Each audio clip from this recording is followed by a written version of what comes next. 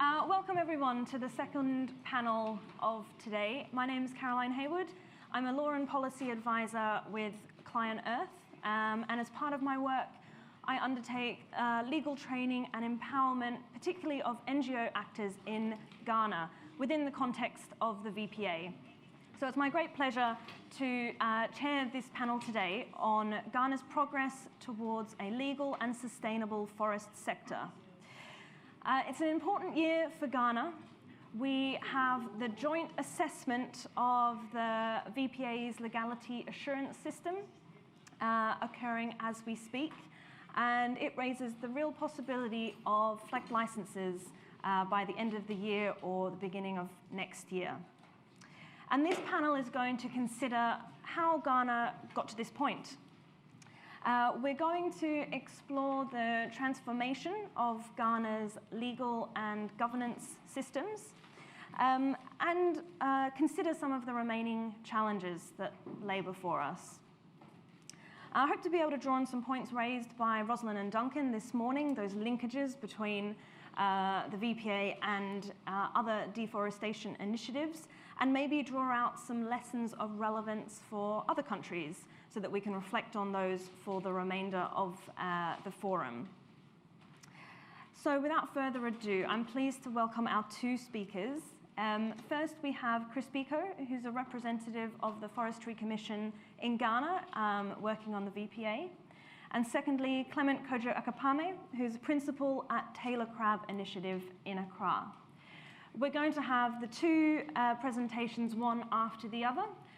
We only have two speakers now on this panel, so I'll be a little bit more lenient in terms of time, but then we should still have plenty of opportunity for questions and answers at the end from the audience. So without further ado, Chris. Thank you very much, and good morning to everyone. As has been said, I'm speaking on the perspectives and potential of the VPA governance as a model. And yes, it does have linkages with the previous speakers, especially the work that Duncan has done.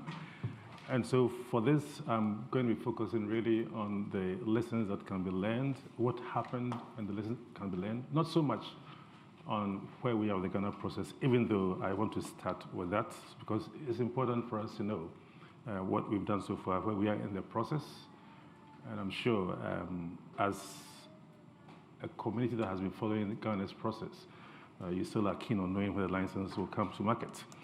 And so I devote a slide to the status and implementation of the process, and then I go on to talk about the elements that lead to picking out the lessons that we can take from the VPA.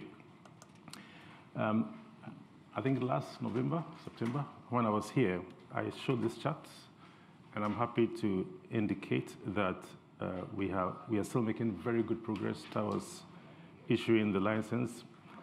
So in November, I mentioned that the final joint assessment was to start. It has started, an assessment of the legality assurance system, what is actually going to pave the way for us to make our announcements. And that is ongoing. And I'm happy to state also that we are quite confident that it's going the way we expected. There are no surprises so far.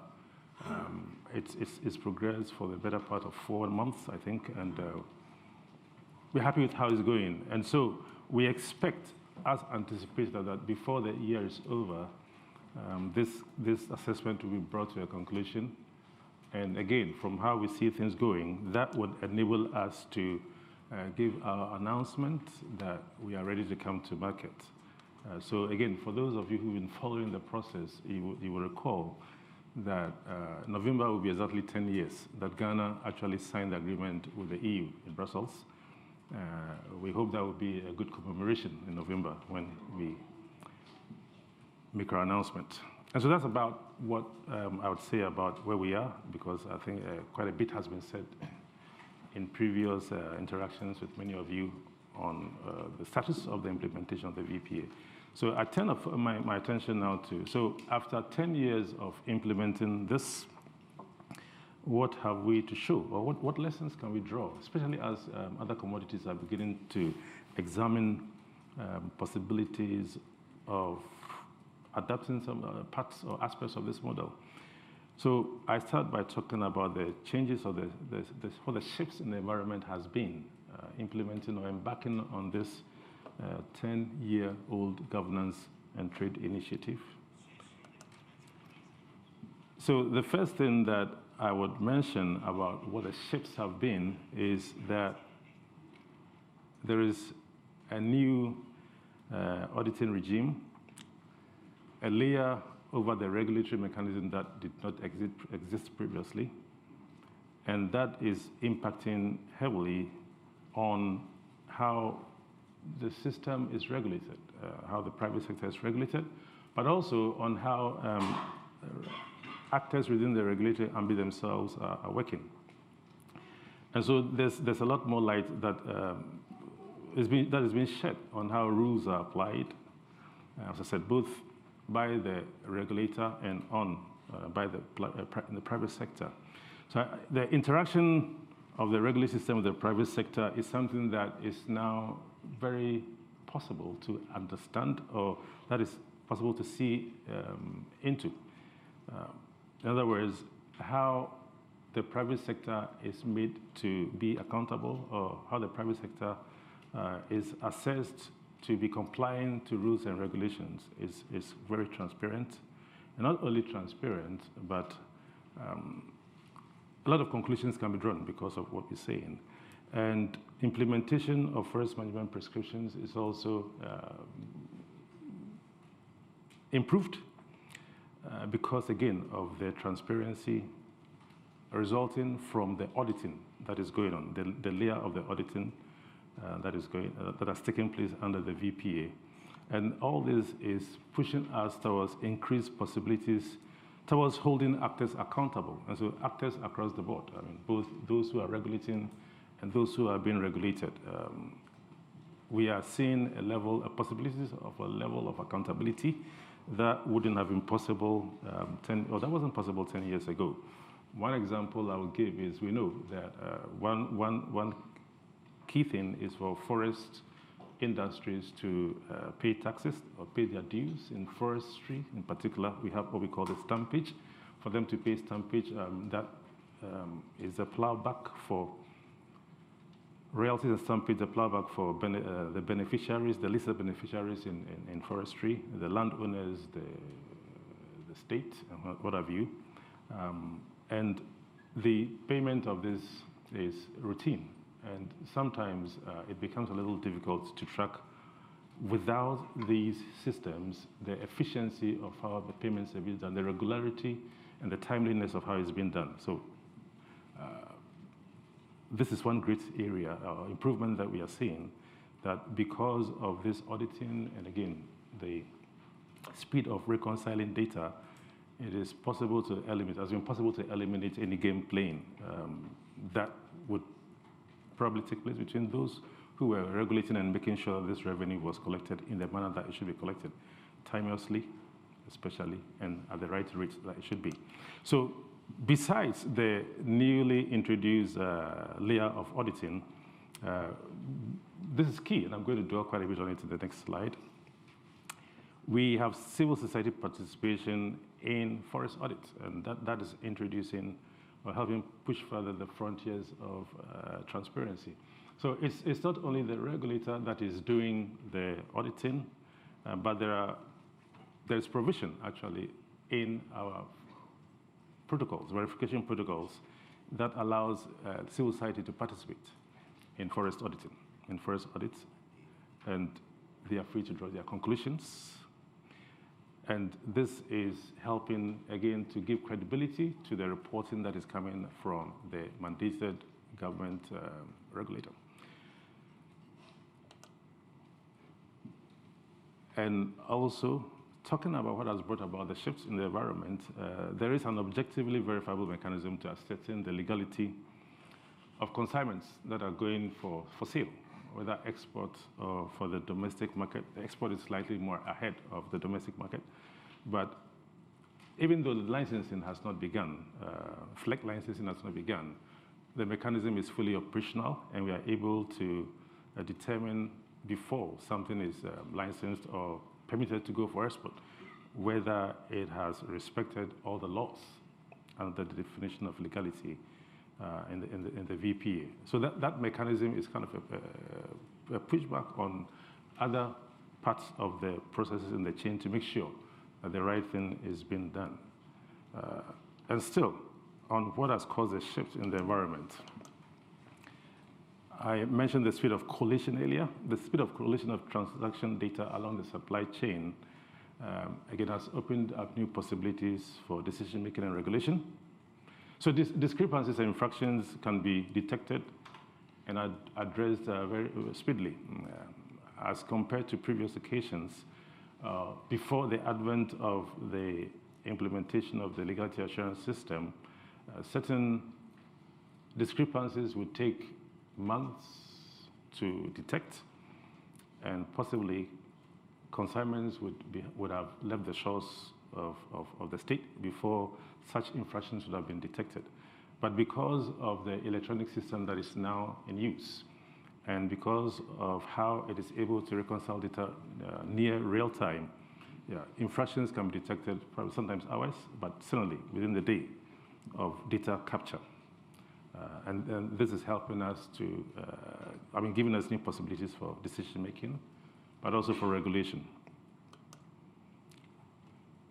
And so this is one key one. There's a multi-stakeholder platform where governance issues can be discussed.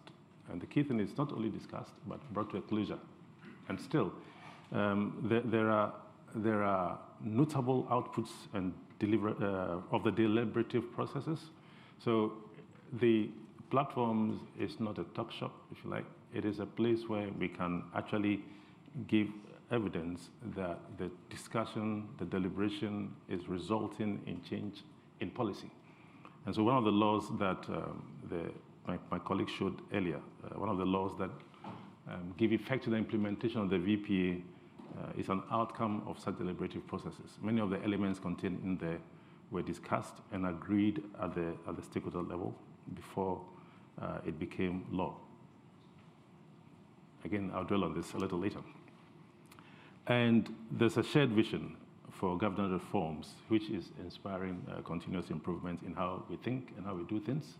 So even though we have a definition of legality in place, we have an LI in place, it is possible, because we are keeping this vision in focus, to be able to go back and say that, well, we thought that things should be done this way, but I think we are not seeing the kind of shit that I want to see. So having that shared vision about governance is helping to keep us on track. So in sum, these are the shifts that we see in the environment. And the question is, what about the forest resource? Even though I'm focusing mostly on changes in governance, I think it's important to mention also the forest resource, because one of the key reasons why we embarked on this reform process was to make sure that the forest or the resource base was safeguarded. And from what we see, we are coming to conclusion that if we are able to sustain the pressure of the change, and we are able to work through the shifts that I've mentioned earlier, the results would be, as I mentioned, improved application of the forest management prescription, which will translate into better management of the forest, translates into sustainable management of the forest. The environment, the long-term, again, effects will be the environments where all actors are increasingly held accountable. This is key. If you can hold actors accountable in a system like that, you can be sure that the long-term effects will be positive. And we see that the cognitive processes enabled by the FLEG process should be able to therefore trigger reforms currently sitting outside the scope of the VPAs.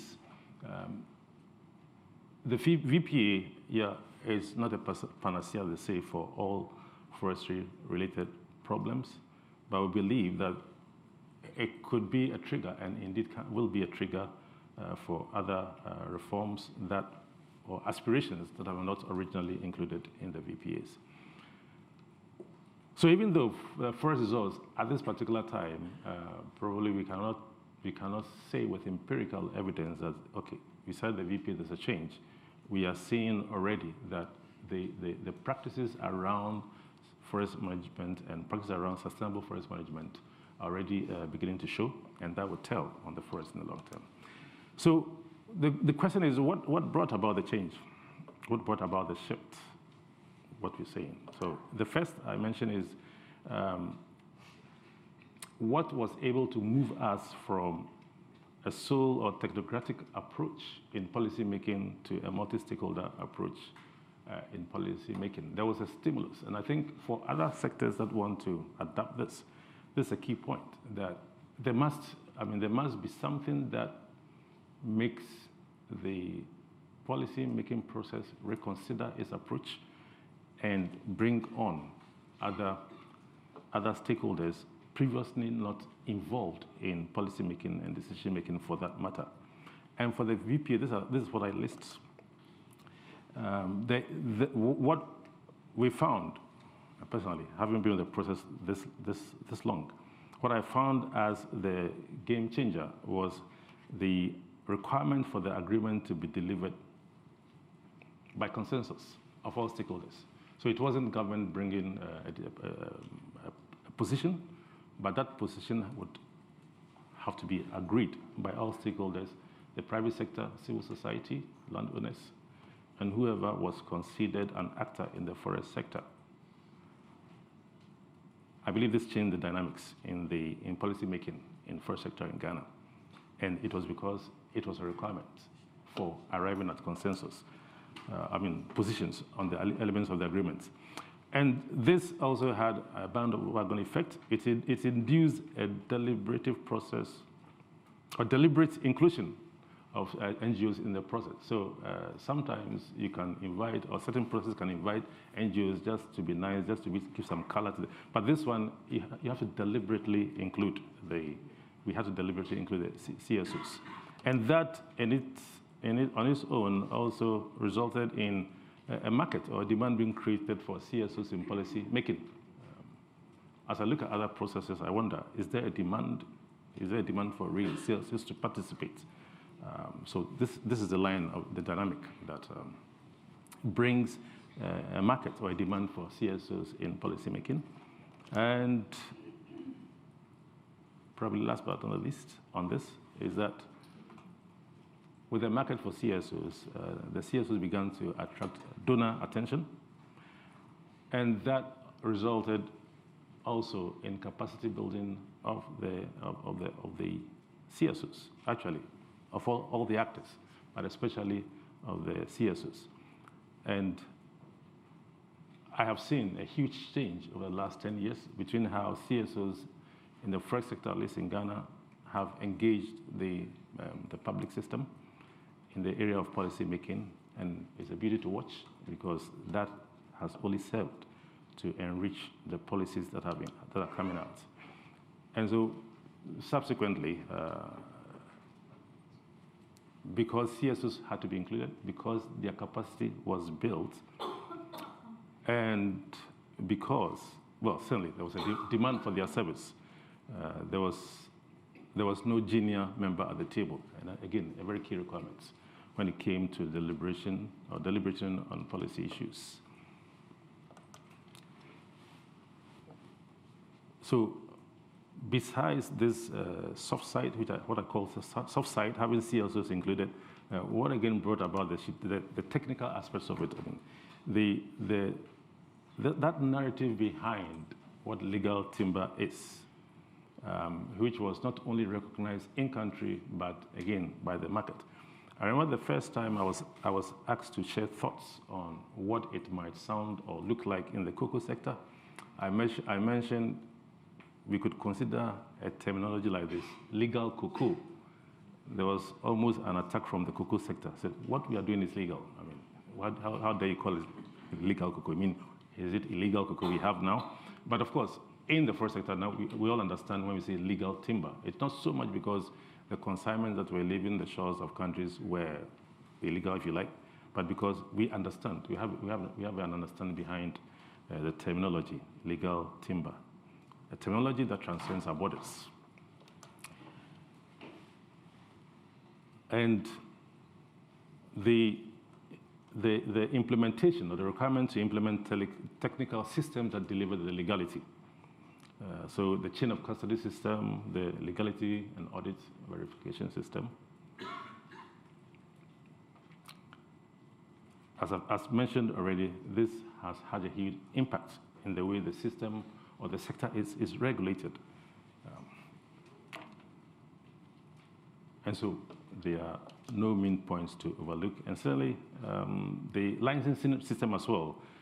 So that mechanism that allows every single consignment, at least in Ghana's case, and I think in many constructs of the other VPAs, every single consignment that must exit the production point or the export point for markets has to be adjudged to have complied with legality requirements.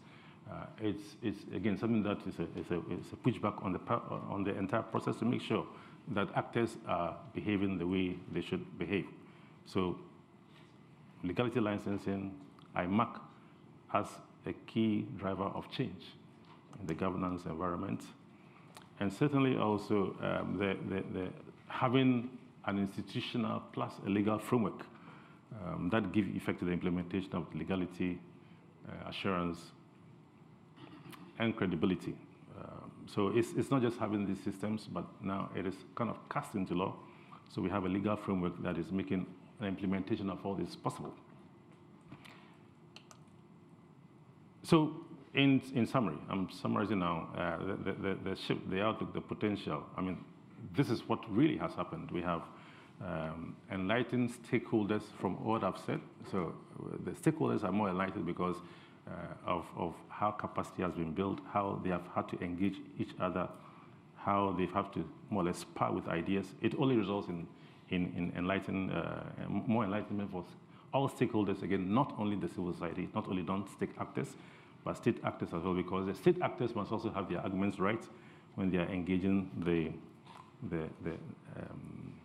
CSOs. It results in an elevated policy discourse. And I think any sector would benefit from this elevation in the policy discourse, where it's not just arguing about positions, but actually placing ideas and making sure that the right idea wins the day. And so the policy process is well informed. The box number 3 that you see there. We have a policy process that is well informed, and I want to believe as the process continues, it can only improve. And the end of that is that we have an improved governance environment. That's what is resulting, I see, and I believe in the improved governance environment. So just to put some words to what I've said, I mean, across the board capacity of actors, empowered stakeholders that engage effectively, policies and laws that reflect shared governance aspiration. So we have an effective regulatory regime. And the long-term benefits will be apparent, I believe. With a little bit of patience, you should see that. In this last slide, maybe I will now link it to what Duncan and Rosalind were saying. This is my last slide. So again, just to summarize, what is the stimulus, the trigger required for initiating this shift? Assuming we're still interested in adapting some of the gains in the flex system for other commodities. The linkage of legality of the commodity to the forest, and that thing that we couch as legal timber. I mean, so the same could be done for not only cocoa but the other commodities, palm oil, coffee. It has to be linked with the forest. Some linkage must enable the regulatory framework to respect an activity that can be verified and brought into the legality of the commodity. That is what the forest, it's easy to do that for the forest, but I guess that thinking must continue for other commodities. It's not as simple as we've seen from Duncan's research. The setup of the enabling environment for multi-stakeholder processes. I mean, there has to be thinking again that goes into what kind of stimuli we applied, what kind of requirement will be placed on the national systems that will make occasion a shift from government sitting alone to make policy to making sure that policies revolved are multi-stakeholder in nature and has a buy-in of all stakeholders. And here, I think Penny Davis asked a question earlier on that wouldn't this bilateral agreements, negotiation of bilateral agreements further probably push the costs of the, or disadvantage, create a disadvantage for already disadvantaged actors in the supply chain. I think that's the beauty of the multi-stakeholder processes. I don't think so. I think if we can look at or mimic the FLECT process and ensure that this key aspect of multi-stakeholder dynamism underpins any agreement that we put in place, it will be a check on creating a disadvantage for any actor in the process, just like I believe we have achieved in the VPA process. Yes, so what can cause the shift again? So evolving that governance vision and creating the shared narrative of what constitutes legality. And certainly, as I've mentioned, the technical systems, legal institutional framework to give effect to this new regime. But I must add that there's a lot that, again, can be picked from the options that has been already shared with us by Duncan. This is only coming from the perspective of a country system that has experienced changes in the governance environment. Yeah, thank you. Thank you very much.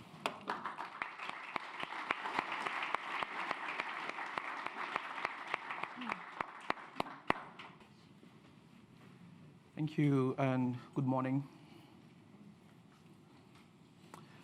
So I'm here to speak more specifically because Chris had a general presentation on the shifts.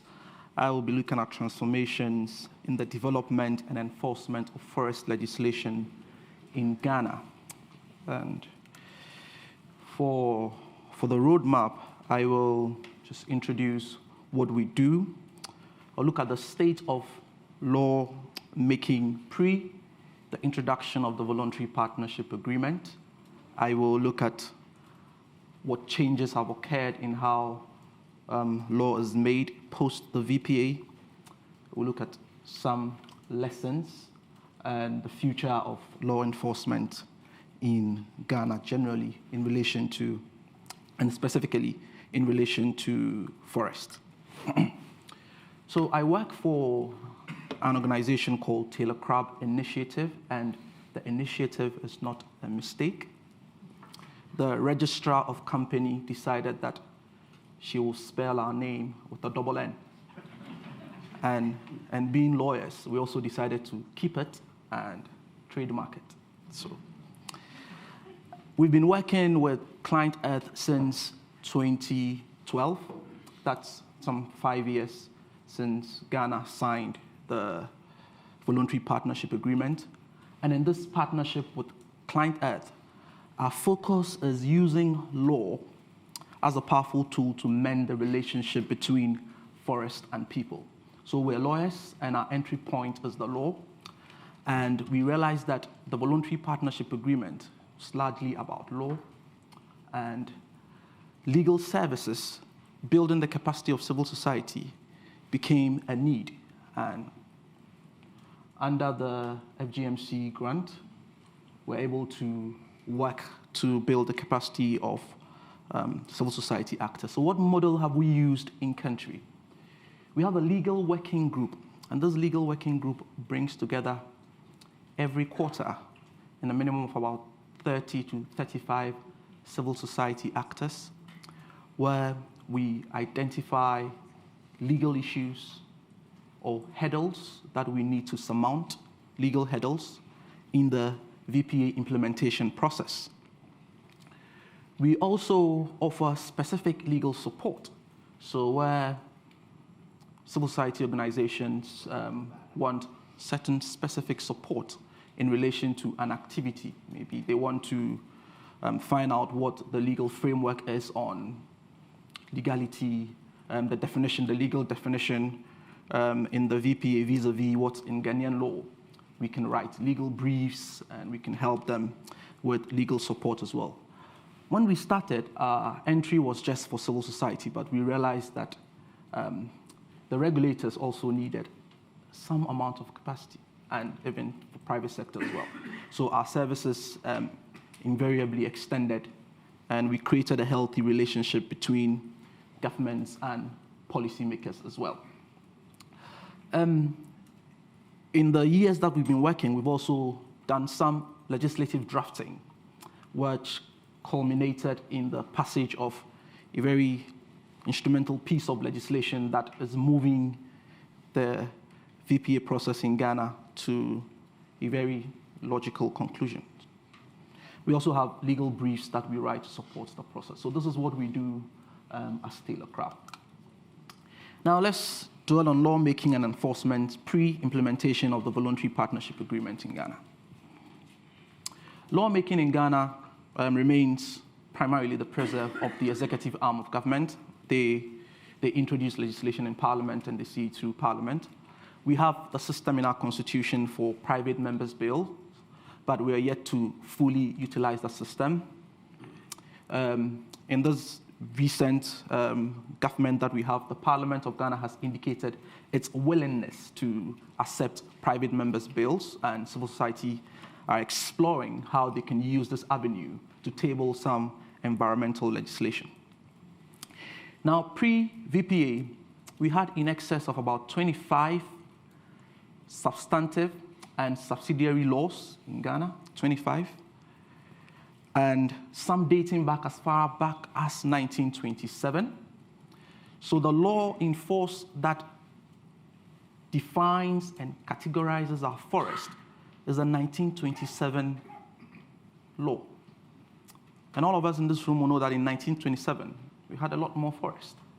And the focus of that legislation was to categorize forest for the purposes of production. Today, on our legal books, we have a 1939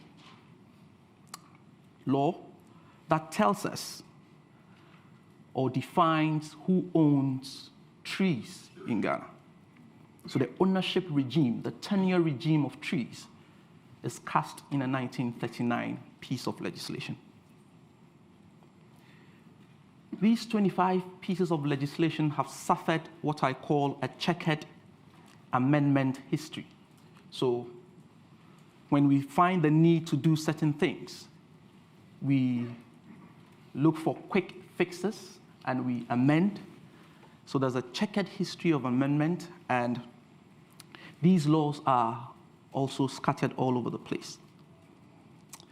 So to start our work, what we did was a scoping of the existing law, and it was a daunting task for the first 2 years of our work. But I can proudly say that today, at the click of a button, you can have all the relevant laws in relation to forest in Ghana, available in both print and online. There are legal briefs that highlight the inconsistencies that exist in these pieces of legislation.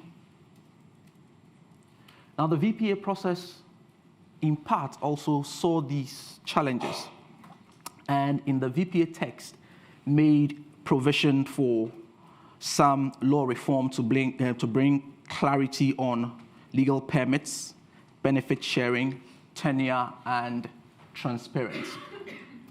Now, what is interesting about the VPA process is that the kind of law reform process that was envisaged was not going to be business as usual, where it's going to be the executive arm of government, it's going to be the regulators, policymakers sitting down and making the laws and taking it through Parliament. How has lawmaking changed post-VPA? And I situate this in a very interesting piece of story. So the VPA was negotiated, and there was a legality definition that had certain classes of permit in the VPA considered as legal permits. So in the VPA, the legal permits would have been a timber utilization contract and a salvage permit properly issued. Now, the legality definition in the VPA says that what is legal timber is based on the existing laws of the country. So we have a 1998 piece of legislation, which was amended in 2002, that says that the minister can issue classes of permits which will look like timber utilization contracts, but will not go through the process of a timber utilization contract. So that class of permits was known as special permits. So in the VPA, we had a class of permits that were legal permits. The existing laws of Ghana recognize these special permits. So you have these two competing permits. Now, the CSOs opposed the issuance of these special permits, basically because it was incongruent with the legal logic of the Act and was a possible breach of the Constitution. Now, CSOs were able to arrive at this conclusion because of the capacity that they had in legal issues in relation to forest laws. The special permits were also not recognized as a legal source under the VPA. So there was a need for certain harmonization between the existing laws of Ghana and what was contained in the VPA, because the VPA did not amend the existing laws. So the regulators decided that the best way to go about this is to have guidelines on how to issue these special permits. CSOs also opposed the guidelines and asked that we should have a binding regime. And this led us to the process where we had to start drafting a law to tactfully take out this provision of issuing special permits. Now, what was the strategy? From Chris's presentation, you could see that he was talking about a multi-stakeholder process. Government, industry, and civil society were all at the table. It was participatory. There was no junior member at the table. The issues were stakeholder specific. So CSO says we want to see a piece of legislation that protects communities, ensures that communities get their benefits in social responsibility agreements. We want to see provisions in the law that will give us access to information. Industry says we want clarity on the payment of our timber fees. So tell us in a piece of legislation. Government and the regulator just wanted to comply with their commitments under the VPA, and also as a house cleaning exercise internally. So that was an opportunity for us to clean up our legal system. CSOs in their legal working group submitted a draft of the regulation. It went through the process, and this law passed in record time. And I say in record time because we'll compare it to the wildlife bill, which is still crawling in Parliament. It's been there for close to about 8 to 9 years, but this law passed within a year and a half, even when there were changes in government. And the only reason why this law could travel and even was able to survive changes in regime was because all the interests were there and all the interests had been addressed in this piece of legislation. So in 2017, we have this beautiful piece of legislation, LI 2254, passed. The key provisions in this law, there's clarity today on what permits are considered as legal permits in Ghana. There's clarity today on the payment of social responsibility agreements. There's clarity on the payment of timber fees by timber operators. Before we passed our Access to Information Act in Ghana this year, about 2 months ago. In this law, we had provisions on access to information that required the Forestry Commission to make available on its website and on-demand information. Then also, there were provisions on transition to help us to try and clean up classes of permits that do not meet the legality standard. This piece of legislation, it's a milestone towards the issuance of flag licenses by Ghana. What's the future of lawmaking and enforcement? Today, in Ghana, we have a cadre of what we call pocket lawyers. Don't try them. They go to their meetings carrying a green book, which is an endangered species. In that green book, we have all the laws on forest. They have legal briefs written in there. And in any discussion when a law is quoted, they go right in there to find out whether or not you're quoting the right law. The law is readily available and accessible online and in hard copies. There's awareness of legal avenues for enforcement, not only through litigation. There's also an increased appetite for collaboration with non-state actors in the lawmaking process. With the provisions on access to information contained in the new piece of legislation, the LI 2254, we have a lever for enforcement, because now you can ask that the Forestry Commission should tell us the number of permits they've issued in a particular year and whether or not they have followed the rules. What lessons have we learned? Now, this picture, it's a very beautiful picture. It's a meeting of the legal working group, and in the middle U is the Select Committee of the Parliament of Ghana on Land and Natural Resources, literally in the belly of the legal working group, deliberating with us. And this is how far we have come. The Parliament sitting with us to find out how we implement our laws. The success of any voluntary or quasi-legal commitment not grafted on a clear legal foundation in country is bound to have serious challenges. The CIF, Cocoa and Forest Initiative, FSC, RSPO, RED+, 90% of the laws in Ghana are pro-logging. And you have RED+. How do we graft these initiatives on our existing legal framework?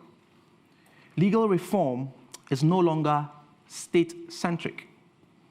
It's multi-layered. It's a stakeholder participatory process. And this is ensuring that enforcement is key. There's clear legal capacity of CSOs, government, and industry. And this capacity is essential to any reforms. And I say that you cannot change or improve what you don't know. So in our attempt to have all these voluntary or quasi-legal commitments, we must have a certain understanding of the legal foundation in country. And that will ensure that we surmount some of the challenges that we had faced with the VPA. Now, the VPA creates an excellent model for a participatory approach in law reform, which is easily replicable in other sectors, such as agriculture. I thank you for your attention.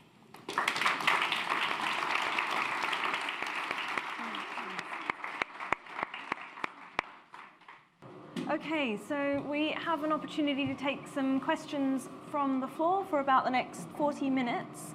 If there's enough questions, I'll do the same as the first panel and take a few at a time and then pass them over to Chris and Clement. So, do we have some questions? one in the back over there, and then one in the front.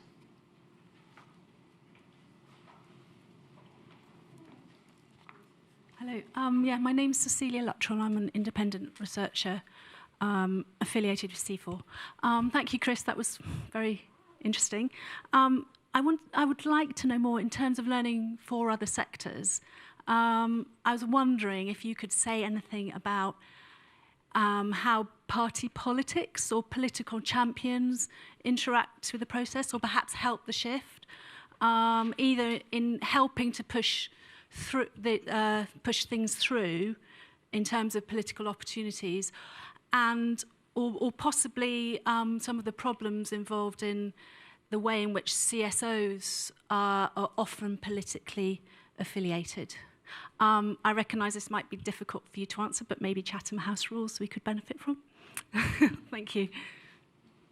Thank you. There was the other question down the front here.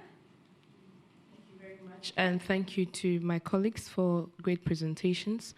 I guess my question is a bit of a rhetoric and then also in part needing a response. And I relate this to what Clement said about the wildlife bill and the coming into force of the LI 2254. And again, back to the discussions we had early on. What was it that couldn't bring the wildlife bill into the same space as pushing the LI 2254?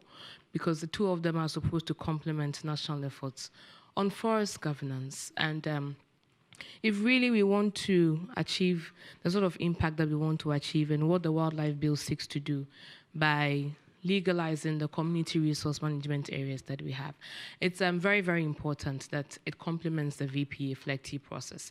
Because if the timber is logged and the FLECT license is only at the point of export, it has still been logged and deforestation has happened. And once its timber is a wood product, it would find its way onto some market. And so we might have prevented it from getting into the European Union, but then it is gone somewhere else. And I think I would really want to understand what it really takes to move this forward and why it couldn't have been moved on together with the LI 2254. Thank you. Thank you. And then we had a question here. I believe you'll be asking in Spanish. Is that right? Okay, just give us 2 minutes to... Everyone on 0? Okay. Good morning, everyone. I'm Norma Rodriguez from Honduras. And my question is for Chris Biko. I'm not against the laws and regulations. I like them. Yes, I was asking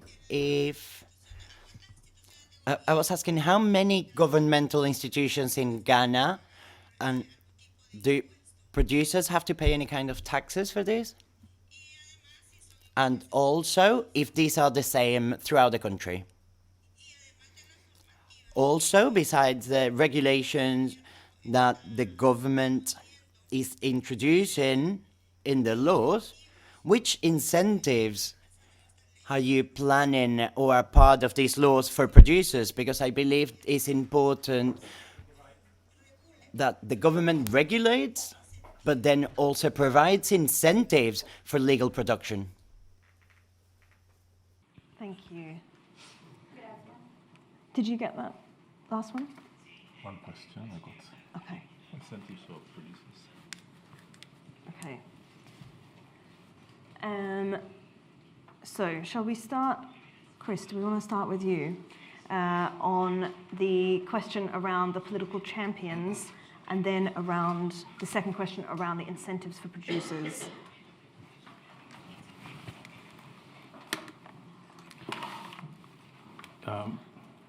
Thank you, Cecilia.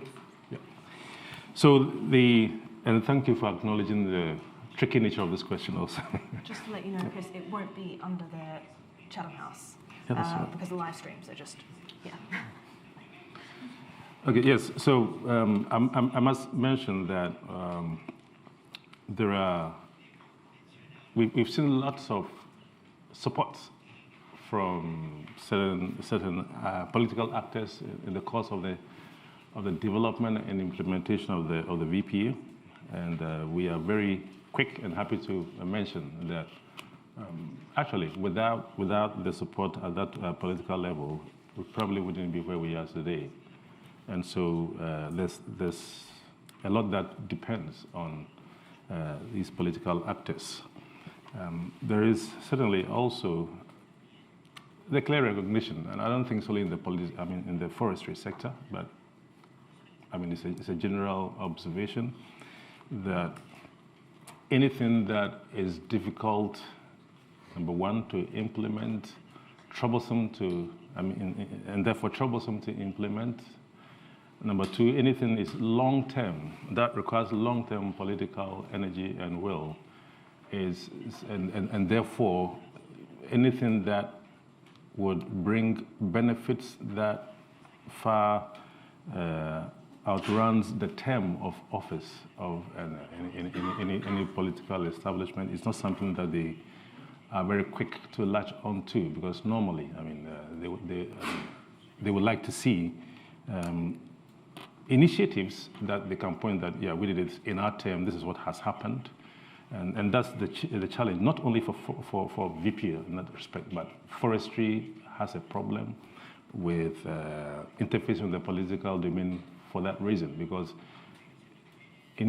forestry initiatives don't take a day or two, a year, 3 years to manifest. The results don't take a year to manifest. It's a long-term term. So if you want to see improvements in the forest, for instance, you're looking way beyond 7-10 years to see some changes. So it's not the first pick by politicians who want to show results. And I think we can all agree to that. Therefore, again, I go to the effect of multi-stakeholder processes. What is required to enable a political appetite for a process? And it is the dynamism in the process, which you have seen from, well, awareness that has been raised for public consumption by non-state actors, but also how effective initiators of the process are able to interface with the media, educate the media, who has a role in setting the agenda, so the public can be kept apprised of what's important, what is happening, what is changing, what needs to be done. So yes, we have had great patrons from the political sector, but it's also been observed that some of them has required this constant push from the media, constant advocacy by civil society to keep the process going. And it is, as I said, it's not because of any serious aversion to what the objectives were or are, but it's just because of how politics is like. Quick results are more preferred by the political realm, whereas we at the technical level, we look at other areas. Best way I can answer your question for now. But what incentives for producers? There was another question. What has been the incentive? That's what I got, unfortunately, where we're trying to tweak our hearing device here. We refer normally when we hear this question that the incentive for our producers has been, one, that they stay in business. They can access the market and stay in business. And they may sound the same, but they're slightly different. Accessing the market. I mean, when we started this initiative, Ghana, our volume of exports to the EU, 60% in volume. Certainly, the dynamics are very different now. So that was, in the first instance, what pushed us there, or at least drew us in. But today is very different. I mean, it's far, far below. And that's where the second reason comes in, to stay in business, because VPA, as was clearly mentioned, is the assessing, to sum up, I mean, just some kind of summary, assessing the compliance of producers to existing law, not to new law. So we really, as far as legal compliance is concerned, didn't introduce anything new. I mean, it was just a small tweak, but basically the laws remain the same. All we did was to make sure that we had structures that ensured that people who were doing business were doing it according to law. And so the incentive for producers is to make sure that they are found compliant and therefore they stay in law. Because there are penalties which we are applying, or which can be applied, and which we are applying. That if they don't move along with the system, I mean, they have no business. Transparent systems that help us to see this. So the incentive for them really is for them to stay in business and be compliant. But finally, on that issue, you realize that the legality requirements are not only something that is being pushed in the European market. There are similar efforts, actually, maybe biting efforts on the U.S. market as well, the Lacey Act, and those who are buying our raw material are processing it back to the EU, and so it's in a way. I mean, there's no escape, more or less. But I mean, the strong point here is that we have established a system that is requiring actors to comply, otherwise they cannot work, which is basic law in Ghana. Thank you. Clement, did you want to take the second question around the wildlife bill? Yeah, sure. So to the question on why the wildlife bill was not included with the timber resources management and legality license and regulation, there are a number of issues. And Chris pointed out in his presentation that there was a certain stimuli. What was it? It was legal timber. And on the back of this discussion on legal timber, the VPA was signed. A deliberate construct was created to move this process. So the wildlife bill is dealing with wildlife and protected areas. The timber resources management and legality license and regulation is dealing with aspects contained in the VPA that needed to be translated into domestic legislation to ensure the implementation of the VPA. Structurally, these two things could not go together. What we should be looking at in future, and things that we have asked for, is that we should start a discussion towards having a consolidated forest and wildlife legislation, where in that piece of legislation, these two divisions within the Forestry Commission, the Wildlife Division and the Timber Industry Division, will speak to each other. But currently, the lawmaking process has taken the existing institutional structure where the Wildlife Division is going on with its lawmaking reforms, and the Timber Validation Division, the FSC, FSD, the Timber Services Division, they are also going on with their piece of law reform. But we think that a more coherent approach in the future will be to have a consolidated forest legislation. The reason why this, what we will call the VPA law, also moved fast, as I pointed out, was because of the consensus by all the stakeholders. Currently, with the wildlife bill, there are issues with certain stakeholders. So it goes to Parliament, and it gets out of Parliament. It's gone to Cabinet. It's asked that certain provisions be looked at again because petitions have been received.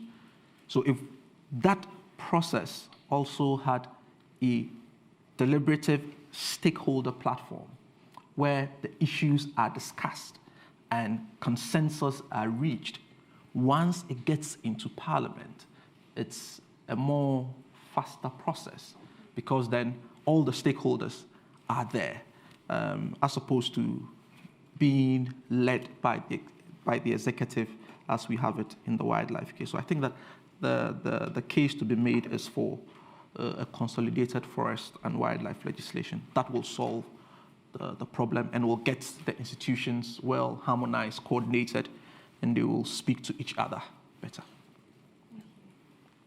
Another round. I've got one at the front here, gentleman at the front, the lady here, and then lady all the way at the back. My name is Mustafa Seidu. I work with Nature and Development Foundation, Ghana. So I have a question. I think, Chris, when you were presenting, you mentioned the importance of stakeholder engagement as one of the changing moments in the voluntary partnership agreement. You did emphasize the role of civil society, for example. I'm just wondering, if you look at the industry and the fact that we have so many industry associations and so many different layers of industry in terms of their scale, what was the critical role industry play in terms of moving the VPA forward? Because as now, they are one of the things we consider as their capacity being very important in terms of the implementation. You know, what has been their role in changing that dynamics in the VPA process? Clement, I have some question as well. We know a lot of voluntary initiatives in commodity sourcing. And it's a runabout to the direct process of legislation, because sometimes it's so difficult to move government directly for them to legislate, to put into practice best practice management in the law. So what we do is that we make the noise, run around, and bring pressure to bear on government, and then they will now consider to do the legislation. And I'll give an example. FSC started probably since 1992. A lot of companies started it. It remains an adversary, but it probably contributed largely to these VPA flood processes that we're having, which is now binding to countries that are parties to it. But generally, in terms of other commodities, we haven't had that kind of agreement. And perhaps the short way is to have government to make a law, foresee, that if you give example of RSP, we say you cannot source palm oil grown in a protected area, for example. We don't have it yet. But in your own advice, as having this legal background, what do you think will be the way to approach government so that we get this direct way of engaging and government passing the law directly instead of us going the roundabout and coming to the law at the end? Thank you. Yeah, I think it was here in the middle and then one at the back there. Yeah, and we'll do another round. Penny Davis from the Ford Foundation, and we're very interested in community forest and indigenous peoples' enterprises. Ghana has some very progressive examples of village-level funds, and some of these village funds are funded by a percentage of the revenues from, for example, the mining industry, which, of course, may be getting more revenues than the forest sector. How do you see the benefit sharing you mentioned in the regulations around the VPA, the benefit sharing mechanisms working for community forest enterprises or communities affected by illegal logging in farm forest frontiers? Could you give us an example of some good practice of how communities and small enterprises are benefiting from the benefit sharing mechanisms that and rules that you are talking about? And then there was, I think, one at the back there, yeah. Thanks very, very much for the presentations from Not One More. I just wanted the speakers to comment on these reforms in this sector. Can you hear me? And the potential that may have to address trafficking in rosewoods from the dry forests. Obviously, I know this is targeted towards the EU markets, but West Africa accounted for 80% of the total rosewood log imports to China last year, and Ghana is one of the leading export countries. So, yeah, how do you see the reforms being able to tackle that current problem in the country? Thank you. Okay. Clement, can I go to you first this time? I think the question around, is it possible to avoid this voluntary initiative first, binding agreement second process, and then the question around benefit sharing mechanisms? Yes.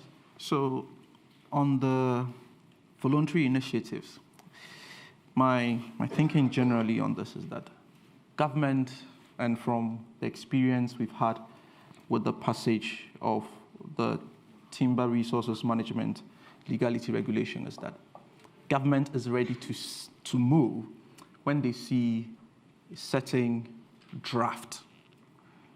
So we tell civil society that instead of writing letters, let's identify the hurdles, let's identify the problems. Let's translate these problems into legislative drafts. And let's start the discussions with these legislative drafts. Once government sees that these are easily done, and I mean, lawmaking is it's a tiring process, but once you cross the hurdle of drafting and it's on their table, you can easily adopt it, then the consultations will start, tweaks will happen, but eventually there's a certain starting document.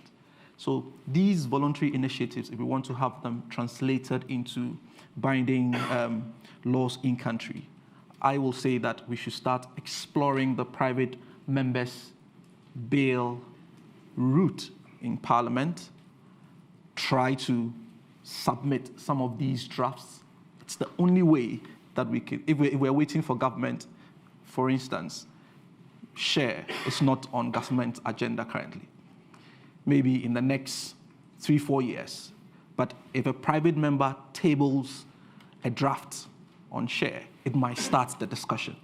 So it's also a question of priorities and what the government has prioritized as lawmaking or law reform opportunities. So I think that as civil society actors, as non-state actors, we should be more proactive into providing government with working drafts that can start the discussions and also find ways of engaging with Parliament and using the private members' bill approach.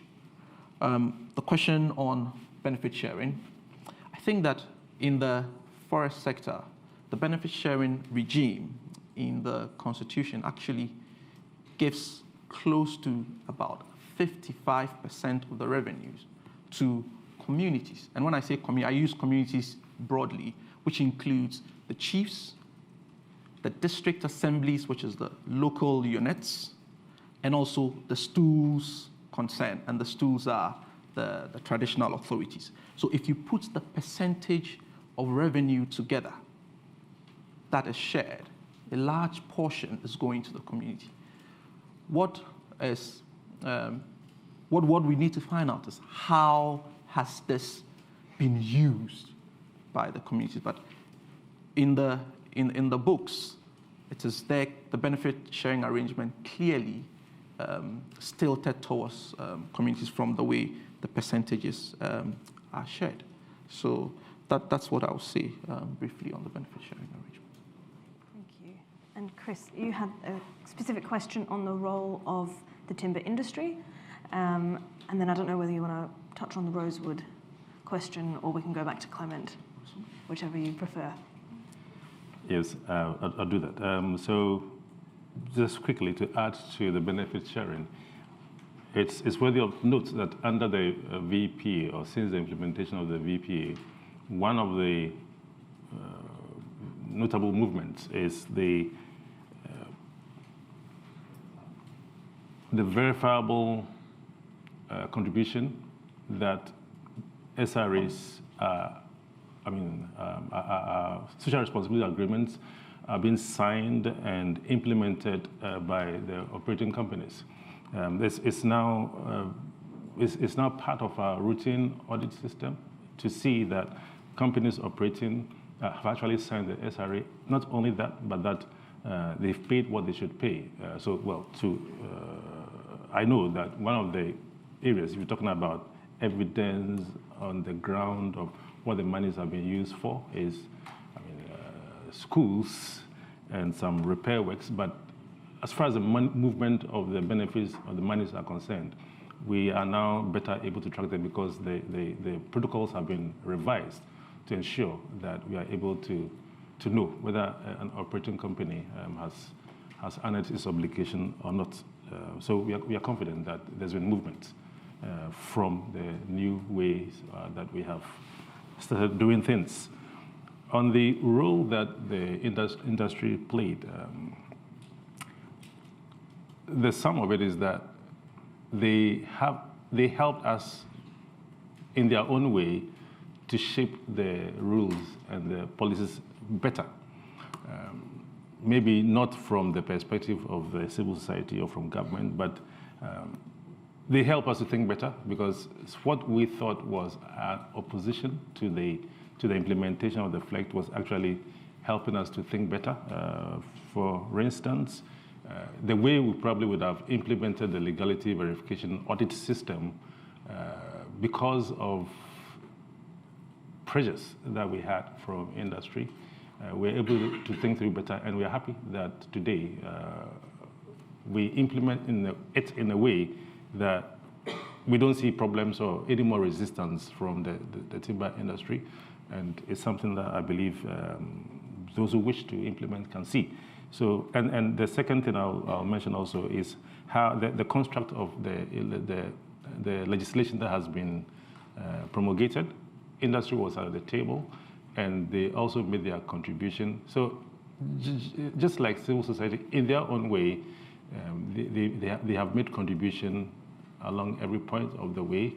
As I said, one could initially interpret it as opposition, but no.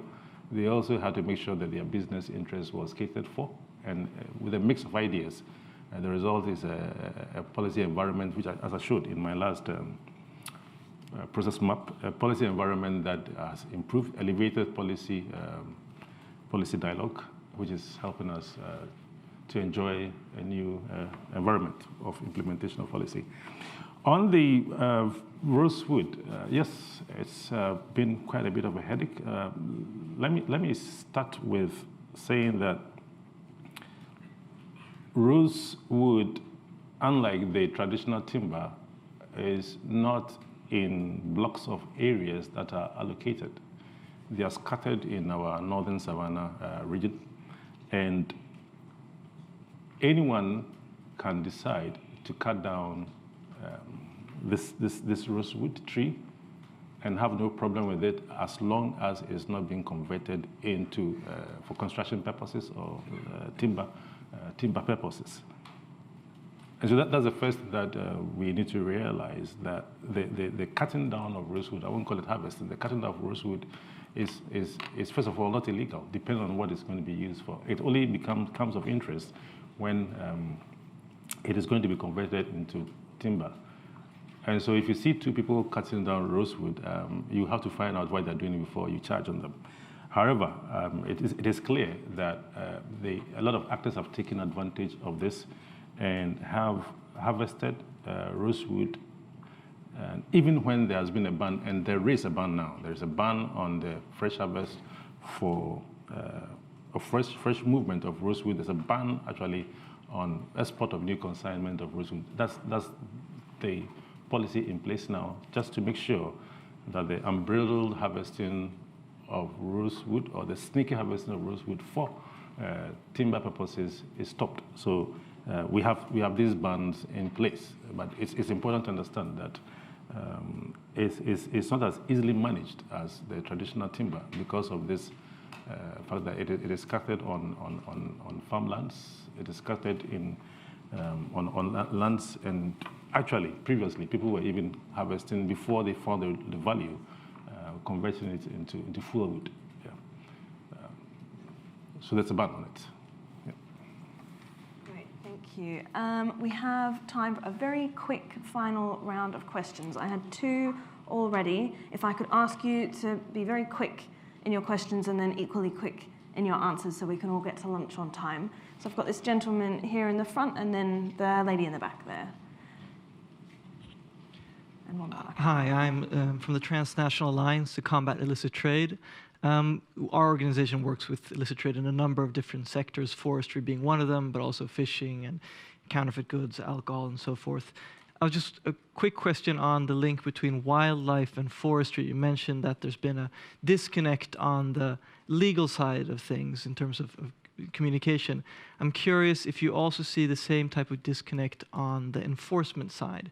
So in our experience working in other countries, I'm not speaking specifically about Ghana, we'll see that illegal timber is traded together with smuggled tobacco or other type of illicit goods, and then customs sometimes work together on those type of issues and sometimes not. So just specifically on the enforcement side, do you have the same type of disconnect, or is there a good communication there? Thank you. We'll go over there.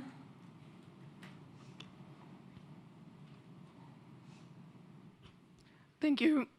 Sorry. Thank you. My name is Anja Bart from GIZ.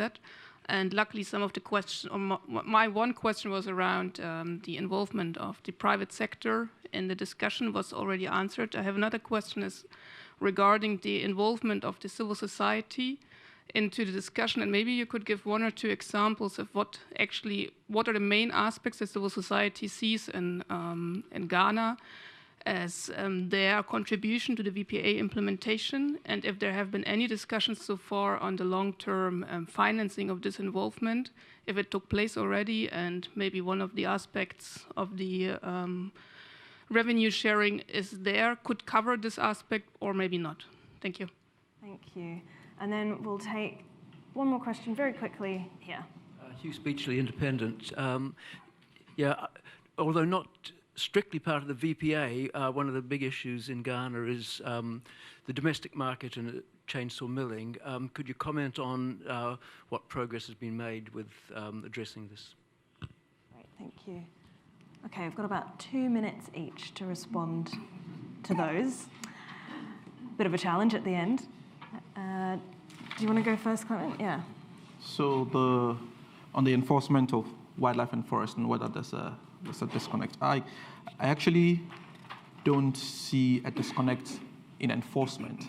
It's actually more of a structural problem created by the law.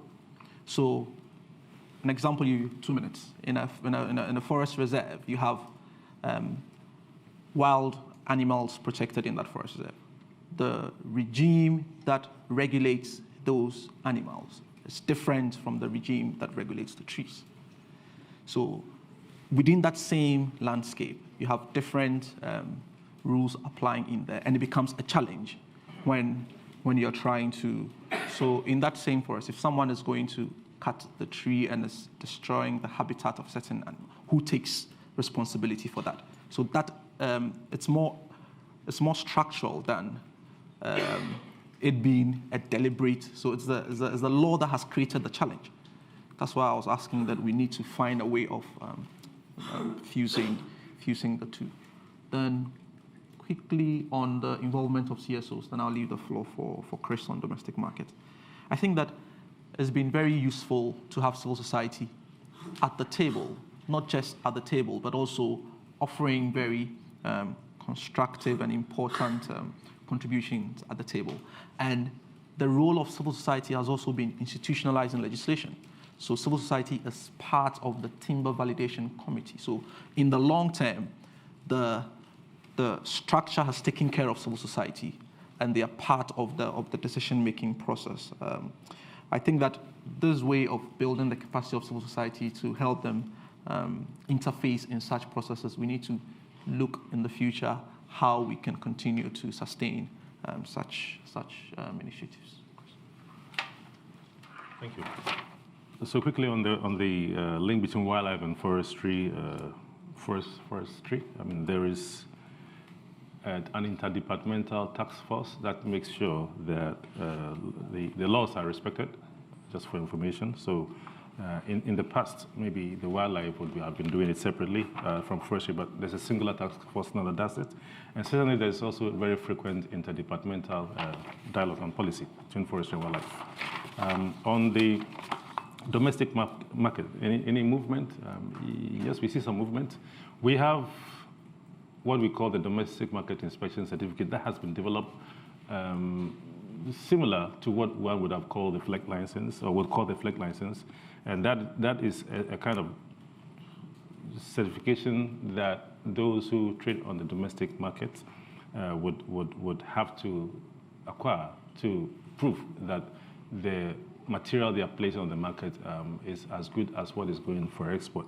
I mean, of course, we are now spreading this. This is now being implemented countrywide. There's still a challenge when one gets to the domestic market, but otherwise there is a start and a very good one, and it is being followed by a policy that is still going through. It's been going through the process for a long time to make sure that those who buy, especially for government projects, are going through the route using this domestic market inspection certificate.